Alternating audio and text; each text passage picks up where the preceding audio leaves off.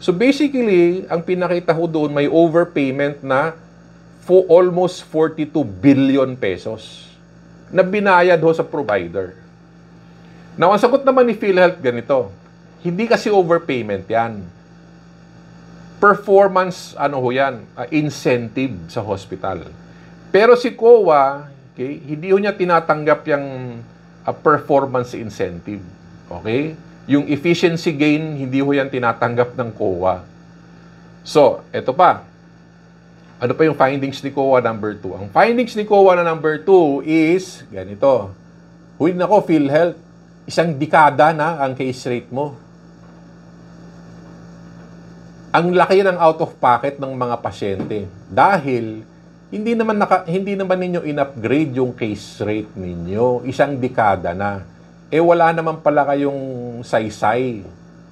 So, it's something like that. Well, definitely, it was not stated that way, pero it was something like that.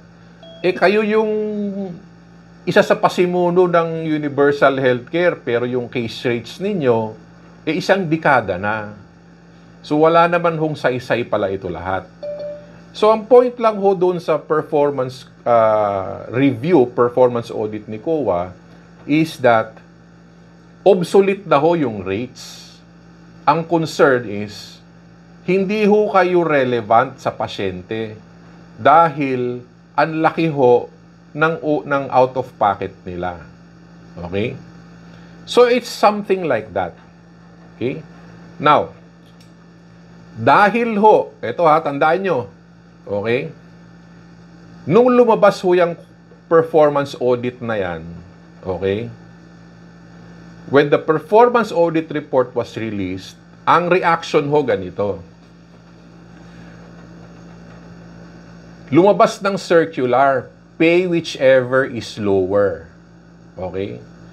Sino ho sa inyo ang familiar sa pay whichever is lower? May I know? Pakitaas ng kamay.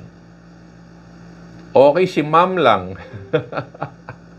Okay. Ano ba yung pay whichever is lower? So ngayon, ang nasa circular is ito. PhilHealth, okay? Hintuin na ninyo yung overpayment ninyo. Kung ano yung nakasulat sa statement of account, okay? Hanggang dyan lang kayo.